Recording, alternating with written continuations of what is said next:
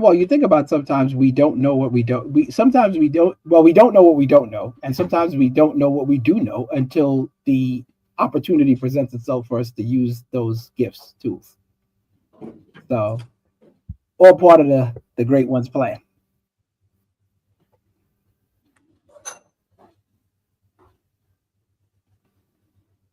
Uh, mhm, mhm.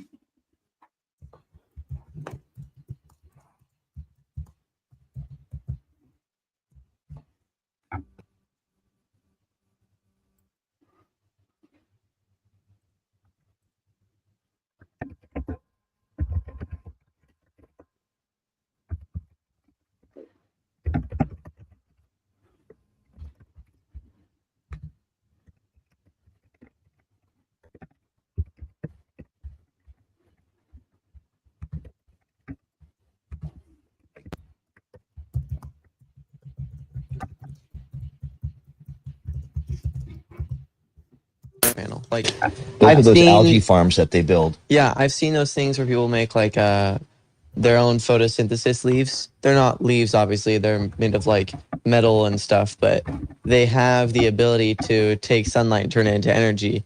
And I wonder if at some point in the future, probably not in that long, if it's possible, we'll be able to take leaves or kelp and the energy that they gain through their photosynthesis, we can take. I think so. They may be able to start putting some of that into batteries. Yeah. Because of the DC voltage is such a lower voltage that they'll be able to. Electric eels. Want to blow your mind? What is up with the electric eel, dude? Wait a minute. This thing's carrying like How is that thing in the water? How does it have like 600 volts when they're grown? Like it'll kill like a water buffalo if it hits that thing. So this little thing is swimming around like a slow slug around the water, just. And then anything else just comes to, whoa, what's this thing? You're just like, what? And what is the purpose of that animal? I mean, just crazy. But yeah. Well, to scare the dragons and How to Train Your Dragon. That is the purpose of these. Yeah, we were It's watching. to remind people to act right. That's what it is. Exactly, Nigel. I like that. Isn't nostalgia such an interesting feeling? Yes. I wonder if we only have nostalgia for what we've experienced, or when we talk about animals kind of knowing what to do, we have to ask ourselves how much of our own life is based off of our ancestors or things that are already kind of baked into our DNA. And do we experience nostalgia just in our own life, or do we experience nostalgia based on things that have happened in our ancestry? Also, the question around deja vu. Are those things, there's just a lot of question marks around how our mind works, around the complexity of the organic world and the unseen, mysterious, spiritual element to it all. And since humans don't agree on a lot of things, it becomes quite complicated to come to any definitive personal belief, because whatever you come to believe, most likely the large majority of other humans disagree with you. So it is interesting to at least think and talk about it. And then where is technology? How does technology play into this? So we mentioned this lightly yesterday, but Grok version 4 is now fully rolled out to everyone. You can pay money to have super duper access for it. A lot of people. Is there a way to not pay anything and still get access to Grok 4? If you have a premium account. Okay. Yeah. So like Premium Plus or Premium? Just a premium of any sort. I believe you get the Super Grok 4, but not the heavy version. And so I've been playing around with Grok 4. The image outputs are markedly more impressive than they used to be. Oh, yeah. Are they getting to like Midjourney level? I don't really like comparing the text image outputs like one to another. There's too many. So Midjourney has its benefits. So does ChatGPT's outputs. I haven't really been very impressed with Grok up until I got Grok 4. Yeah. Ted and Nigel, Dan, have any of you played around with Grok 4? Do any of you guys have a premium account? I play around with Grok because I try to use more than one or two AIs. It takes time to do that, but if you're so inclined to spend a few minutes, because I find that these AI platforms are really individualistic. They are different and they're owned by different people. And I think that their projections and where they're trying to go, I find it awesome that they've created, instead of a competition so much for the same type of thing, that they are actually personalizing the AI to fit it. It's even hard to put a word to it, but just the spirit of someone, their feeling, if they're a happy person, or if they're a super worker, if they're super energetic, or if they're athletic. It's starting to fit into who you are that much better. And they're different, and then of course all the tools that are inside of them, when you start asking it to, I think we don't rarely look into the models of your AI. There's like 4 different kinds, and then you can start having it deep search and think. So getting out of the novelty phase, it's an amazing future that I'm seeing. Well, I'm glad you said that, Danny, and I want to jump in on that real quick. Please do. So talk about image, right? I think making images is great. I recently tried something with a word search puzzle, and this is coming from a writer, by the way. I think images are great. However, yes. However, the pen is mightier than the sword. I resemble that remark, so thank you. But the point is, making images of like pictures and unique pictures is great. But when I look at it, I look at it from a practical standpoint. So I took a word search puzzle, and I tried it in ChatGPT. I tried it in Bing. What kind of word search? What kind of puzzle was it? Was it a Sudoku or a crossword or a crossword? Okay. No. It was a circle. It was a circle of words. Oh, circle of words. Okay. But my point is, Grok did the best, and this is Grok 3, at recognizing and utilizing the image raw. ChatGPT and Bing gave me a lot of additional steps. It didn't do a great job of recognizing the image. So from a recognition standpoint, I was thumbs up on Grok. Nice. Like all three of them, I imagine, have the full capability to solve it, but not all three of them have the full recognition to know what they're looking at and then solve it. Not all of them have put in or have dedicated a promise of $500 billion in the next 4 or 5 years either. So the chat and the Grok, $500 billion is so much. The Grok and the Chat GPT, I think they're going to be just, muscle bound. They're going to be the heavy hitters, and other AIs are going to have to personalize a little bit better or something like that. But I think Google is going to be pretty good too. They have to be, because who has more data than anyone in the world? It's Google from their Web 2 version. They got 20 plus years of people searching query as exactly the model that AI runs off of. But it's just a remediary version. It's 2.0 instead of the expansion of the 3. Web 3. Ted, why don't you jump in? We all crave to hear some Teddy wisdom. Teddy. Yeah. Yes.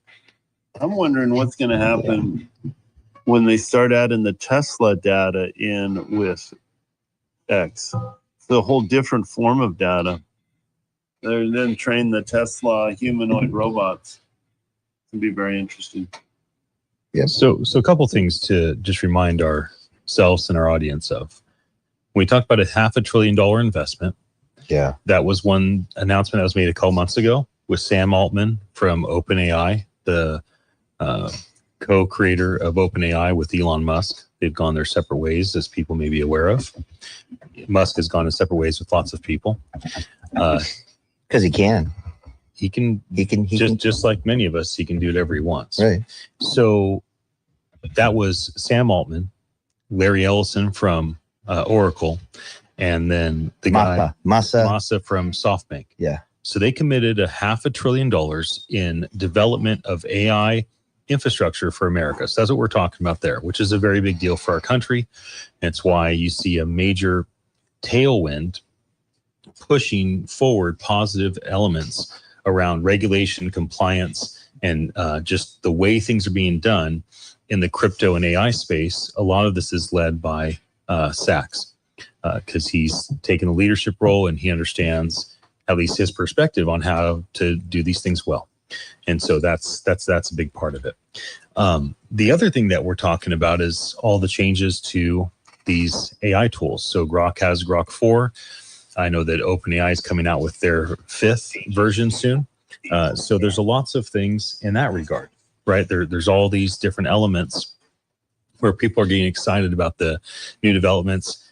Elon said he anticipates our GDP will 100x or 1000x, and that humans won't actually be a big part of the global GDP. So what I want our audience to understand, whether Musk is right or not, it's important that the 5 of us on the show and everyone that's listening live or listens to this later understands this. If our current GDP is a dozen or several dozen trillions of dollars, it all depends on how you kind of look at things. Let's just call it dozens of trillions per year. And it 100x's. That means there's 100 times more that goes on than is currently in place, or 1000x. What Musk is saying is that there'll be 5 humanoid robots, or 10 humanoid robots, or 50 humanoid robots for every human. I predict that robots and AI chatbots will want to have their own identity, that they will not just continue to co-create with humans, but they'll create on their own, not only unsupervised, but independently. And I also believe that they will consume. I believe that people that are Bitcoin maxis will have to compete with AI to own Bitcoin. People that are into crypto collectibles will have to compete with AI for the 10,000 CryptoPunks. People that are into website domains, they'll have to compete with AI that wants to gobble up domains that have, good potential traffic. So not only are we going into a world where robots and what we call AI helps to create things, but they'll also likely consume things. And the end result of this is that the global economy will not necessarily be based on humans making things and humans consuming things. It'll basically be based on this perpetual machine that kind of self-fulfills and self-feeds itself. And this is how we get away from there's a piece of pie that everybody's trying to get a bigger piece of pie from this one pie. This is how you get into the mentality of, we're going to have 100 times as many pies. And so what used to feed 8 billion people, we now have 100 times that will allow us to likely have what I think of as a universal maximum income. I'm not a socialist, so I don't love some of the ideas of UBI, but I think a universal maximum income where every human is taken care of, and humans can then decide do they want to promote, be part of a community, build a community, teach, be a student, like whatever it is that they want to do. There's an element where hopefully humans kind of have that Star Trek experience where we start to go and explore the stars because that's what's on our heart. Ted, Nigel, what are your thoughts on some of the things that I just shared? Immediately, what jumps to mind is use as much as you can now before the competition takes over. Yeah, we talk about that a lot. Because it's already throttling it. Yeah. So do that. The other thing is look for opportunities to collaborate and cooperate, because I think that like the 5 of us getting together and doing something as a group that's not hampered by regulation, like let's say selling back the energy from our home to each other. Each of us purchasing will get a better rate than what we get from the company, either way, in both directions. Right. But if government regulation stifles it or allows big companies to charge fees that make it unviable, then we got different problems. So that's the thing I say think about. Yeah, that's a great idea to have people share solar outputs from their panels and stuff. The biggest pushback from that's going to be infrastructure from your local municipalities, your work, stuff like that, and your whoever your provider is. Here where we're at, Nigel, it's owned by Pacific Gas and Electric. I don't know who you guys are run by, Edison or something like that on the East Coast, but they have all the infrastructure in place for all of the telephone poles and wires that carry the lines, and then everything that's built underground into new construction today. So the idea is wonderful, but you still have to tie. In other words, I'm not trying to get all spacey technical. Neighbors are going to have to tie into each other's grid somehow. So, but yes, Well, I think that gives can the do power. It's giving power back to us as a people, and yeah, communities could share that power. And then even like today's system that's put into place, does anyone really know the power that's going back into their grid, that they're giving back to their PG&E source? I mean, it's only determined by the invoice receipt that you get from that company. So whatever they say on your invoice is what you're relying on. But is that, reality? Trust values out there, and sharing with your community, there's that would take away that also. So a thought that I just had is that how, Dad, you were talking about the way that AI is going to become consumers, and they're going to have their own robotic selves in a way. And they're going to be consuming different things though, and I'm just wondering how that dynamic is going to play out, because their main consumption is energy, just the base energy inside of batteries and however it's gotten. And us, we need much more complex things as humans. We need food, water, and it can't just be any food. We have to have all the different kinds of foods. And we also have our own weird emotional things that we want. And so how do you think it's going to be played out as them being quote unquote consumers that need energy instead of the regular human things? I'm looking forward to answering your question, but I'm going to let Ted and Nigel jump in if they have something they'd like to say to you first. Oh, well, I'm looking forward to Ian's answer to that question as well. But, we only really need food, air. We need relationships too, but we consume tons of stuff. We mostly need hope, Ted. We're going to die without hope, bro. You can go without food for at least 40 days. Dad, it was almost longer than that. But we consume a lot of things other than hope. Nigel, what's your thought on humans, 8 billion plus of us as consumers, and us soon seeing AI and robots become their, consumers in our global economy? I'm team humanity all day. To start, I'm definitely team humanity all day, and feel like we have to take care of our own needs first, more than anything else. It's great that they need stuff, but I'm not prioritizing that over even one human. I definitely think that. How do you feel about, when you learn something? Well, I know how you feel, but just the thought of technology almost can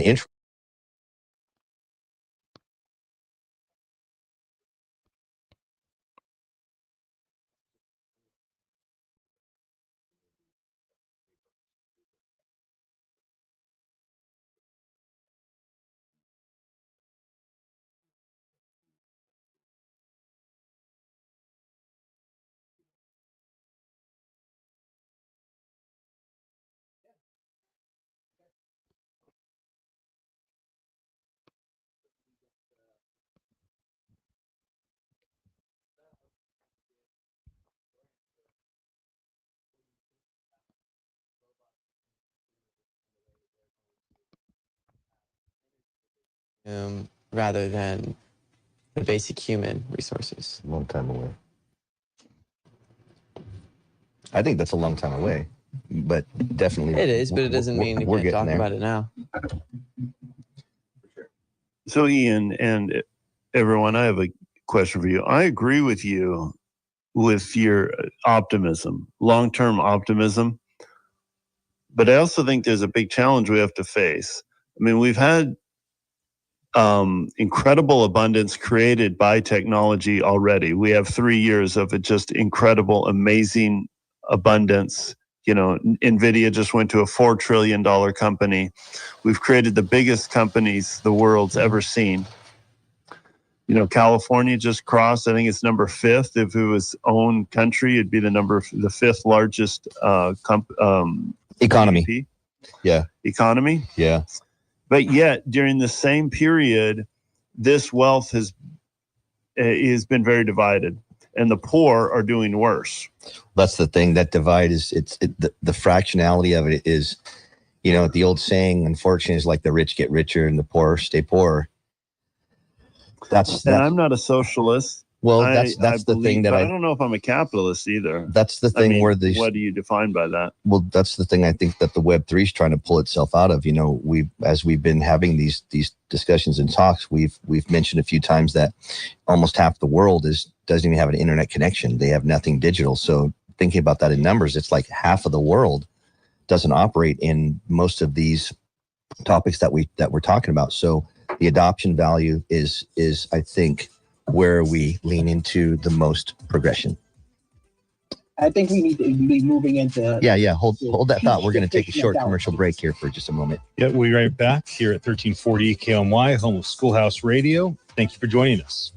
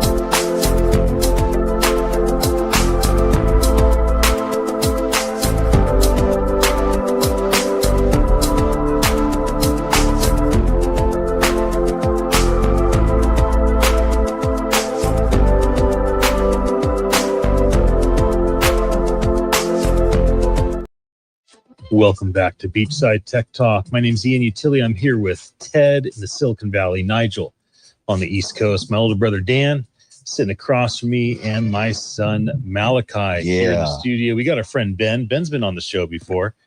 Ben, you want to say hello? I'll turn your microphone on if you want to grab that bad boy and say hi to all the party people. Hola, hola, hola. What's up, everybody? We're glad to have you here. It was fun to have you and Isaiah come and join us. I guess that would have been 3 weeks ago today. Oh, yeah. So what was that experience like for you to jump on the radio, talk a bit about tech and the way tech's impacting sports? Yeah, totally. Well, I mean, it was amazing. I got that opportunity. Malachi, called me up and said, hey, we would love to have you. And I felt really honored for that. I'm not the biggest, with knowledge on tech and whatnot, but to be honest, just to be able to sit here, listen to you guys and just have a conversation was just so amazing. I really love that opportunity. Kind of listened for the first half today. And it feels good to be back here, just listening. So I really love that. Well, we love having your presence. Thank you. So we are only going to have one commercial break today. And so we'll basically wrap up in about 20 minutes. We have 20 more minutes to, enjoy each other's company, enjoy this conversation. Mm-hmm. I want to share the following thing that we have a big event. We've had, I believe, 6,000 speakers speak at NFT NYC. Wow. And I believe we've had 40,000 attendees over the course of our 8 events. Yeah. So every year for our 8 events, I've closed out our talk. I've closed out our time together. And, this year I was managing and emceeing the main stage. And then I had the live stream going on that Malachi and Riza were overseeing, kind of the main sponsor booth. And I was backstage, I'm kind of pacing. I'm like, what's the thing I want to say? Because every year when I give the final talk, I really want it to be something that is kind of encapsulating where we're at as a community and where we're going, and try to give people some gas in their engine, and try to give them some motivation to be faithful and build great technology and build great communities. And so what I ended on was this. We are currently in the phase of AI, and this is a blockchain event, but almost every blockchain event basically talks about AI exclusively now. Just like in 2021, every single AI event only talked about NFTs. It's funny because people just can't help themselves. They always have to have their event be whatever the hottest thing right now. Part of that's because they want to be relevant, and part of that's because that's what the speakers want to talk about. That's what's happening right then too. That's what's happening right the then. wave, that wave, it's a set that comes in, and everybody's waiting for that bit, the number 7 wave in the back. Yeah, look at what crypto's done today. The Bitcoin price is hitting its all-time high that it never has before. Quiet, or you guys need to take the conversation to another room. Thanks for sharing that with us, Ted. I thought he was talking to us. Love the way that you tell people to take the conversation there. And we're staying right here, Ted. We're not taking conversation anywhere. You mute. Go ahead. Go ahead, Malachi.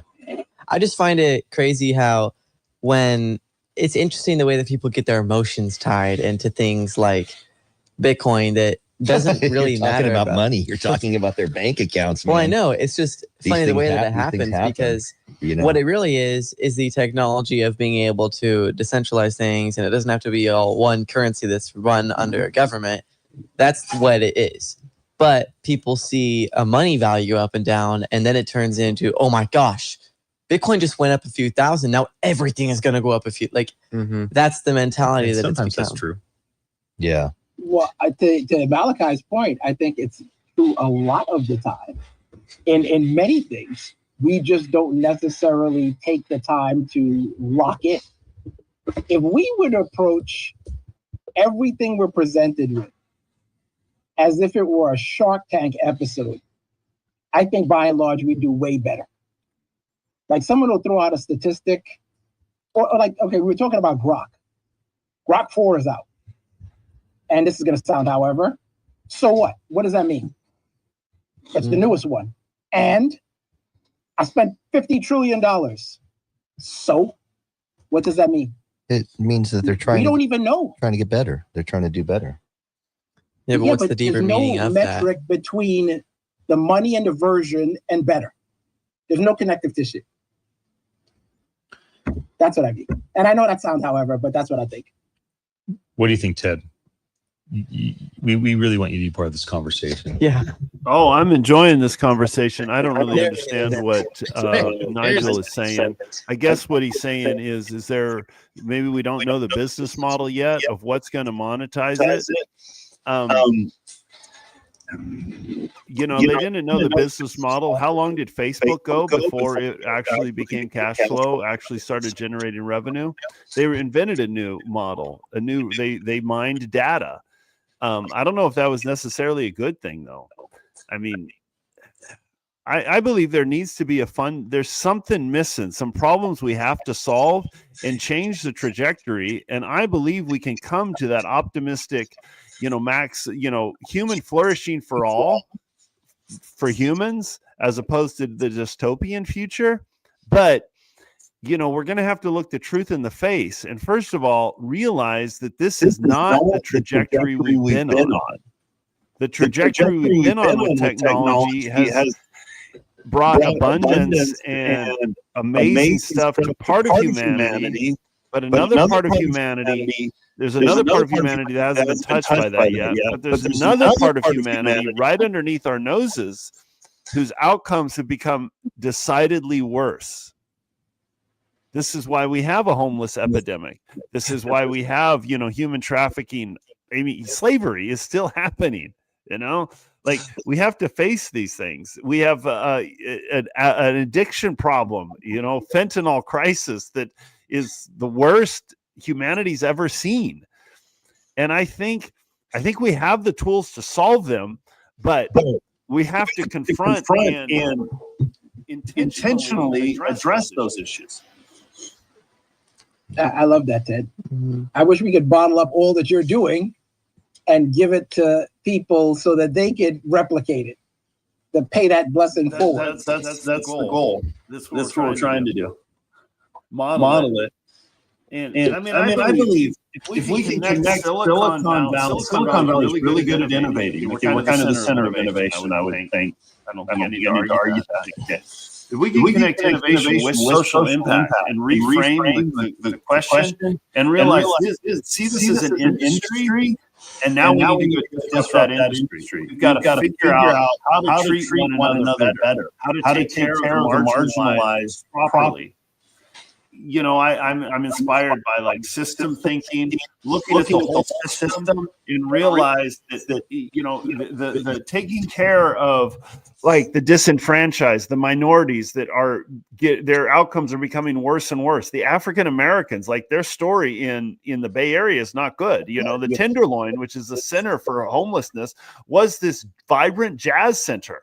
And now, you can live in massive demographic changes. The African Americans have been pushed out of the Bay Area worse than any other demographic.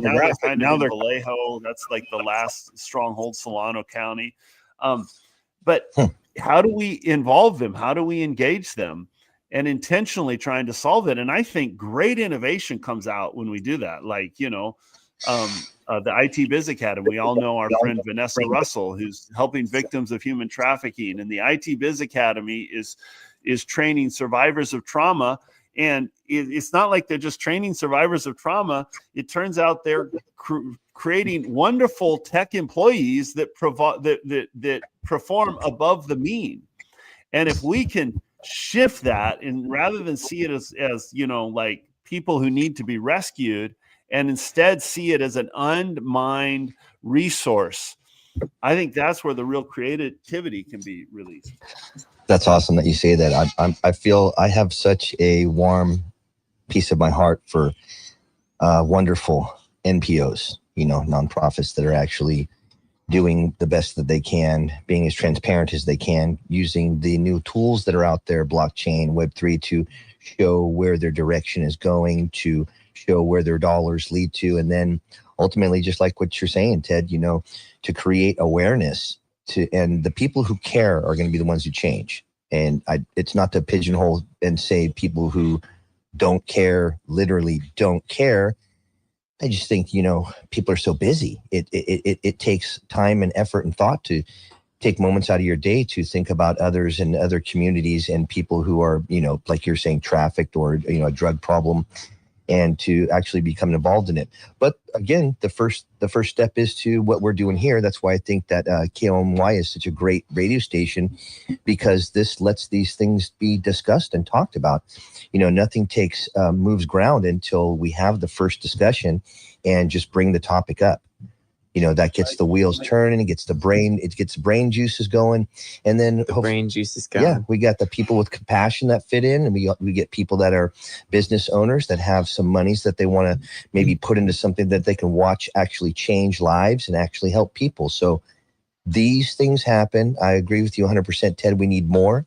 We need more attraction. We need more transparency. We need more deliverance to these NPOs that are offering these wonderful outreach programs that help people become something that, they never thought that they could be.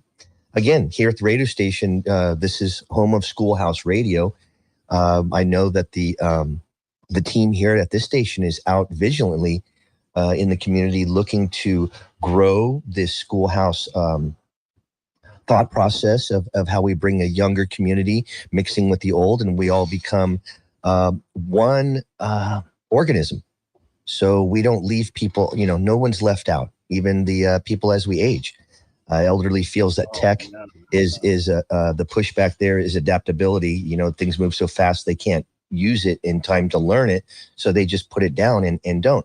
It's up to us, the youngers, and even Malachi, 16-year-olds, to spend a moment and show your grandparents a new app that you may have found, or show them that you're doing something, because this brings in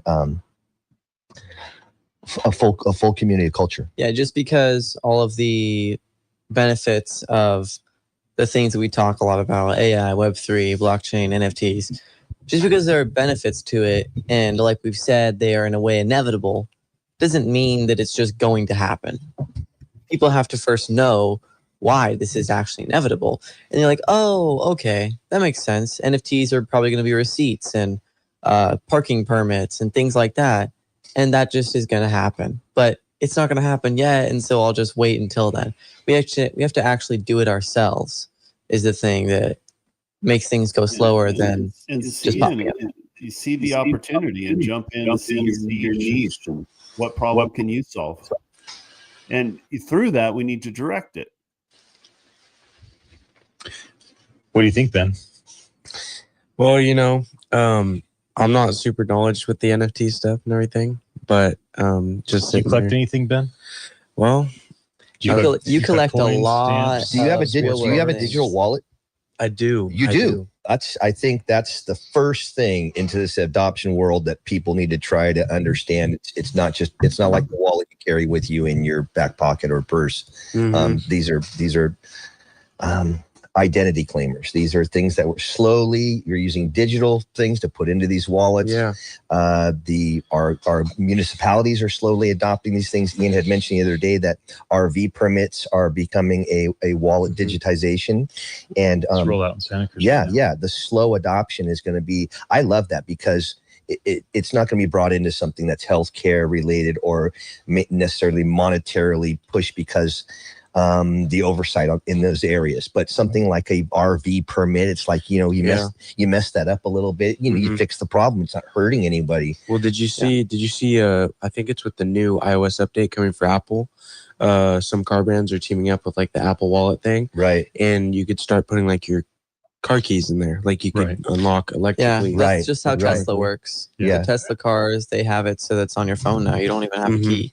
Does anyone have their driver's license in their Apple Wallet? Apparently you can do that. I haven't. I started the process but didn't finish it. A real ID. But I understand. Yeah, you have to get the real ID first. I have the real ID, and then you go on. So Ian, you have your ID inside your Apple Wallet? I actually use the Force everywhere I go. I never use passport or ID. I'm allowed. You can do that.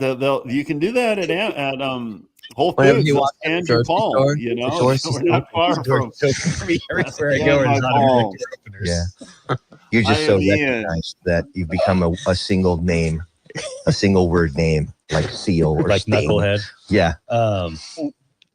In local Santa Cruz news. Oh, okay. Okay. Here we go. Welcome. Well, I want to say this for Ben. Ben, you said you're not really into NFTs. So let me just make it very personal for you. Okay. So you've been playing games for most of your life, Correct. most likely. So you've probably invested a lot of time and money into games like Minecraft, Roblox, Okay. Yeah. some Supercell games, maybe some shooter games, whatever it may be. Yeah. It wouldn't surprise me if you've bought skins on Fortnite. Uh-huh. Okay, so all of the things that you've ever earned or paid for in a game is like a digital asset. Okay. The difference is all the money that you and your brother Ryan, all the money that Malachi and his brothers, Kenton and Nathan, and all your peers, all the money you guys have spent on Minecraft only builds Microsoft's empire, who owns Minecraft. Yeah. All the money you've ever spent on Fortnite only builds Epic Games' empire. You own nothing. Every minute that you've spent is to build their influence and empire. Every dollar you spent went to them exclusively. And if you ever stop playing because you, quote unquote, age out or lose interest, it doesn't matter. You're not even legally allowed to sell your username and password. Okay.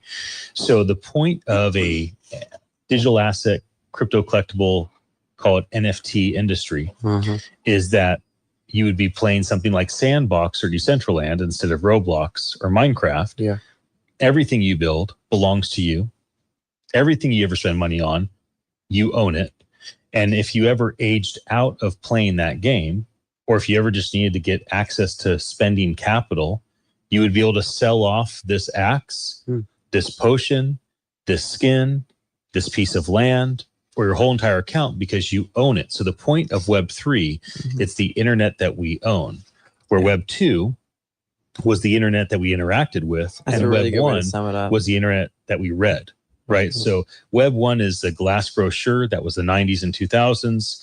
Web 2 is the interactive comments, likes, follow, share, all that stuff that we see. That's all, where we get our music, our videos. That's all Web 2. That's been the last 15 years. Now we're going into the age where we actually own things. We're going to wrap up our show in about 3 minutes. Nigel, please jump in. Okay, so here's a real life example that I think could work. So your guys are in high school, and I believe you might have some volunteer opportunities and hours that you put on your resume for college. Yeah. I would love to see that digitized in a way that incorporates business, that incorporates some of the stuff that Ted does, so that the tracking, certification, NFTs, badges that go along with those hours, with the work that you're putting in, can be converted into actual money through businesses that will fund some of the efforts that Ted's doing. Does that make sense? It does, yeah. Donations. Yeah. Teddy, jump in and give us your final thoughts as we get ready to say goodbye to our friends here listening to us for the weekend. Yeah, I think that's the forefront of innovation. If you can solve the most difficult manifestation of a problem, you'll get everything that's in between. And I think if we can reframe the problem of really the marginalized and all that from it's not just mercy that motivates us to help them, although that's important. But I think if we can shift it and say, no, this is a creative opportunity. And there are opportunity. There's value there that we can create. And when we create that value, it will be amazing. And when we find that intersection of like corporate responsibility, social impact, and a business model that supports it. Okay, now that's where we can scale those good best practices. That's awesome. I just read something. UC Santa Cruz building AI aimed at preventing drownings. I thought that was pretty awesome. I've been forgetting about the lifeguard stations that are out there and the junior lifeguards that everybody does in Capitola. Nathan's in junior guards right now. So yeah, they are actually using some AI. They're using the cameras that are available for your surf reports, and that's a 24-hour surveillance. And then they're going to start hopefully putting some Bluetooth onto the lifeguard stands, and then having AI identify rip currents, and then that'll be able to early alert potential drowning dangers. Yeah, So there's so many wide ways that all these different technologies can be used. I mean, AI is kind of just trying to mimic things that people can do. So that's basically infinite. It's amazing. I hope everybody has a wonderful weekend. That's right. We're coming to a close for today. Thank you for joining us here at 1340 AM KOMY, home of Schoolhouse Radio. We'll be back again on Monday. We appreciate your attention. We're very thankful to be here to share on local radio.